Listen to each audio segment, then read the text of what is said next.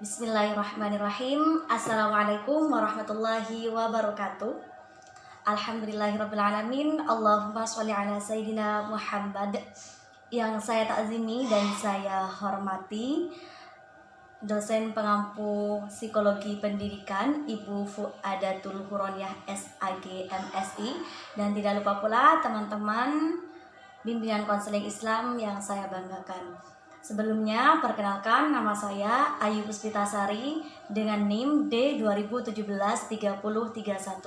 Pada kesempatan kali ini, kami dari kelompok 2 akan mempresentasikan hasil kerja kami, yaitu tentang belajar. Nah, kira-kira teman-teman sudah pada tahu belum sih makna dari belajar itu? Kalau belum tahu, silahkan terus tonton video ini sampai selesai. Baik, untuk yang pertama di sini saya akan menjelaskan tentang makna atau pengertian dari belajar. Sebenarnya pengertian dari belajar ini banyak sekali maknanya karena beberapa tokoh juga menyampaikan. Tetapi simpelnya atau sederhananya agar mudah dipahami, belajar itu dapat diartikan sebagai suatu proses yang ditandai dengan adanya perubahan pada diri seseorang. Nah, perubahan di sini banyak ya. Ada perubahan yang bisa dilihat dari segi pengetahuannya, dari segi pemahamannya, dari sikap dan tingkah lakunya, dari kemampuannya, dari daya reaksinya, juga dari daya penerimaannya. Jadi intinya belajar itu pada akhirnya merupakan suatu proses yang menyebabkan terjadinya perubahan seperti itu. Nah, selain itu ya ada yang berpendapat, ada dua pendapat yang mengatakan bahwa belajar itu memiliki dua makna, yaitu untuk yang pertama bermakna sebagai penambahan pengetahuan. Jadi untuk penambahan pengetahuan di sini, belajar itu hanya untuk menambah pengetahuan saja, tidak pada yang lain. Jadi seperti itu.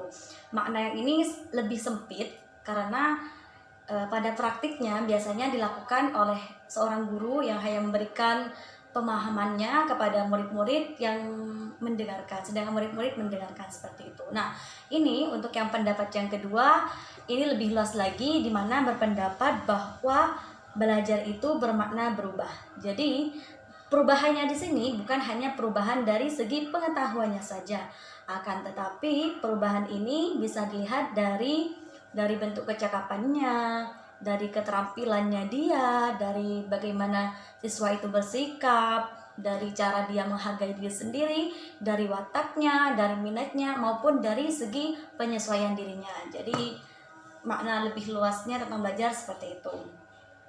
Untuk selanjutnya di sini saya akan menjelaskan teman-teman, setelah kita mengetahui tentang makna atau pengertian dari belajar, maka selanjutnya kita akan belajar tentang ciri khas atau karakteristik dari perilaku belajar. Jadi karakteristik dari perilaku belajar itu ada 3. Untuk yang pertama yaitu perubahan intensional. Maknanya perubahan ini terjadi dalam proses belajar karena adanya pengalaman atau praktik yang sengaja dilakukan atau disadari. Intinya perubahan intensional ini seorang siswa itu biasanya menyadari akan adanya perubahan yang dialami oleh dirinya. Misalnya ada perubahan dalam kebiasaannya dia, dari sikapnya dia, dari cara pandangnya dia. Misalnya sebelum dia belajar, dia itu menyikapi sesuatu itu dengan emosi yang tinggi misalnya. Akan tetapi setelah belajar, dia memahami bahwa tidak seharusnya aku melakukan hal seperti ini. Jadi dia lebih mempunyai pandangan yang lebih baik, intinya seperti itu. Yang kedua adalah perubahan positif dan aktif. Nah, sudah tahu kan makna dari positif itu apa? Makna positif itu kan artinya baik atau bermanfaat. Jadi pada intinya seseorang yang sudah belajar maka akan terjadi perubahan yang positif, yang baik, yang bermanfaat, atau terjadi perubahan yang sesuai dengan harapan seperti itu.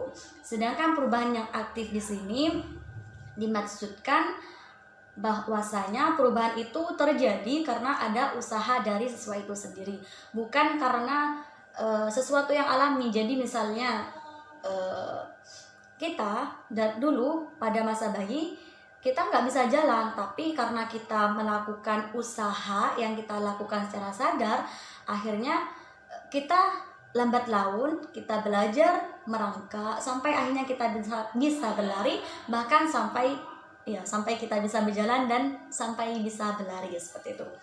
Dan yang ketiga, ciri khas dari perilaku belajar yaitu ada perubahan efektif dan fungsional. Yang dimaksud dengan perubahan efektif di sini yaitu perubahan yang membawa perubahan makna atau manfaat bagi siswa itu sendiri. Jadi perubahan dalam proses belajar yang perubahan efektif itu membawa kemanfaatan kepada seseorang yang belajar itu. Jadi gak mungkin kan kalau misalnya kita belajar tapi tidak membawa kemanfaatan, pasti akan ada manfaat setelah kita melakukan proses belajar. Nah, untuk yang perubahan fungsional ini bermakna bahwa perubahan dalam proses belajar itu relatif menetap setiap saat, dan apabila dibutuhkan, perubahan itu dapat direproduksi atau dimanfaatkan. Nah, jadi misalnya nih, kita lagi ujian, terus lupa, kita tidak memutolaah, tidak mengulang pelajaran, tapi karena perubahan belajar itu ciri khasnya adalah perubahan fungsional, jadi biasanya kita juga bakalan ingat meskipun hanya sedikit dari materi-materi yang sudah pernah kita pelajari. Jadi seperti itu teman-teman. Baik, untuk selanjutnya kita lanjutkan kepada materi yang terakhir. Di sini penjelasan saya yang terakhir tentang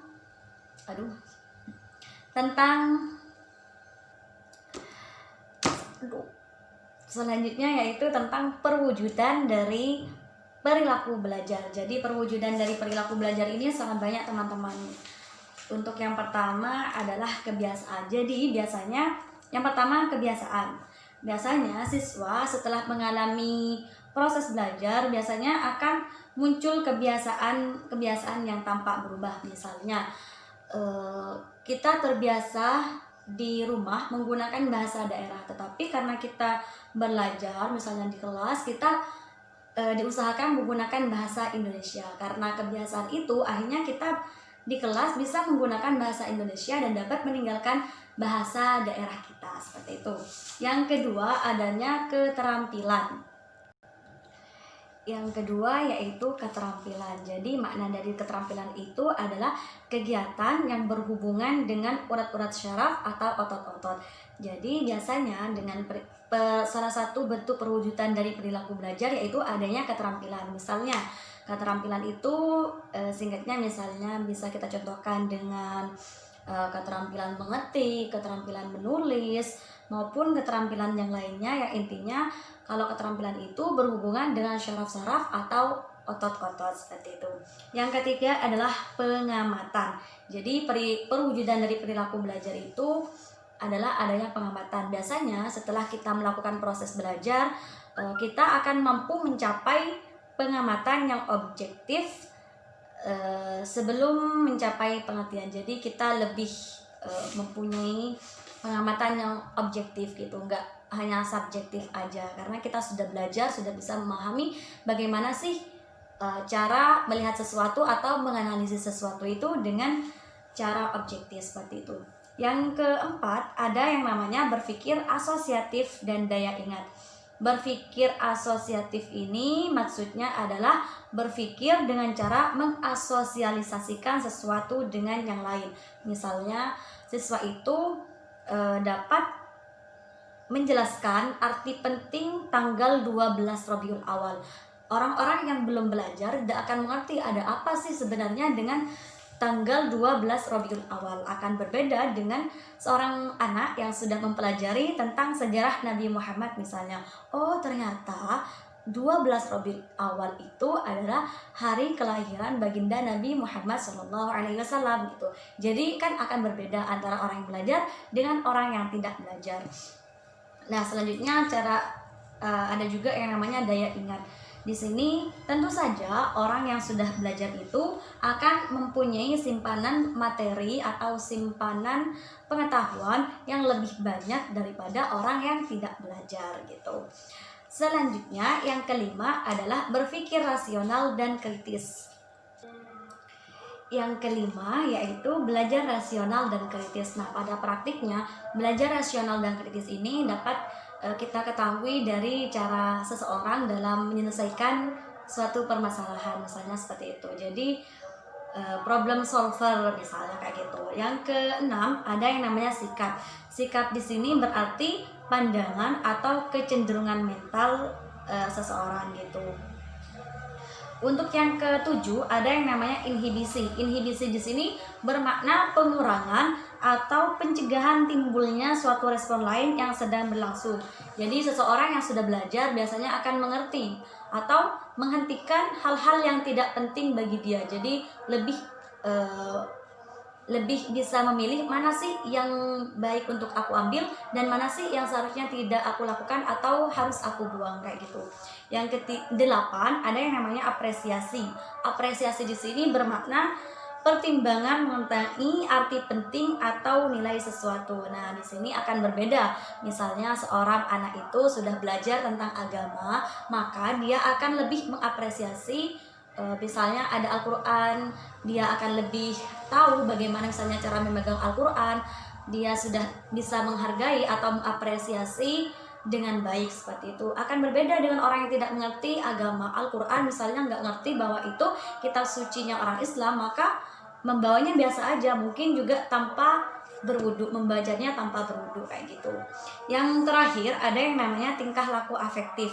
Tingkah laku afektif ini adalah tingkah laku yang menyangkut keanekaragaman perasaan kayak gitu. Contohnya misalnya seseorang itu akan dianggap sukses dalam tingkah laku afektifnya, misalnya dalam belajar agama. Nah, biasanya orang-orang yang sukses ini akan menyenangi dan menyadari dengan ikhlas kebenaran agama yang ia pelajari, lalu menjadikannya sebagai sistem nilai diri. Jadi kalau misalnya tingkah laku afektifnya masih rendah, mungkin kayak kita misalnya orang Islam, kalau masih rendah mungkin bisa disebut sebagai Islam KTP kayak gitu. Jadi kalau misalnya tingkah laku afektifnya sudah bagus, maka dia akan meyakini atau sangat yakin gitu bahwa memang agama Islam ini adalah agama yang lurus, agama yang benar-benar rahmatan lil alamin, yang memang sudah seharusnya aku anut kayak gitu. Jadi mungkin teman-teman, hanya ini yang dapat saya sampaikan. Mohon maaf sekali apabila ada kesalahan dan kekurangan. Saya mohon maaf. Terima kasih atas perhatiannya.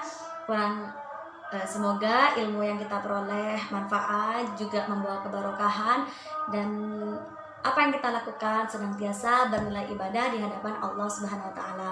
Akhirul kalam. Wassalamualaikum warahmatullahi wabarakatuh.